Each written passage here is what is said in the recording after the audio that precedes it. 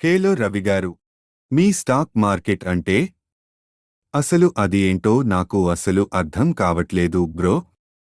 అయ్యో Balu bro, stock market అంటే బిజినెస్లకు డబ్బు ఇవ్వడం. వాళ్ళు తిరిగి లాభం వస్తే మనకు షేర్ రూపంలో కొంత భాగం ఇస్తారు. అంటే మనం వాళ్ళ బిజినెస్లో భాగస్వాములా? అదేనా షేరు మార్కెట్ అంటే? హేలో రవిగారు, మీ స్టాక్ బాగానే అర్థం చేసుకున్నావ్ బ్రో. షేర్ మార్కెట్ ఇది ఒక మార్కెట్ లాంటిది, కానీ ఉల్లిపాయల బదులు కంపెనీల షేర్లు అమ్ముతారు. అబ్బా, గుడ్ గుడ్. ఈ షేరు కొంటే లాభం వస్తుందా బ్రో? అంతేకాదు బ్రో, కొన్నిసార్లు నష్టమవ్వచ్చు కూడా. మార్కెట్ ఎప్పుడు పైకి వెళ్తుందో, ఎప్పుడు దిగిపోతుందో. వావ్, అంటే జాగ్రత్తగా నేర్చుకుని పెట్టుబడి పెట్టాలి అన్మాట. అవునా బ్రో?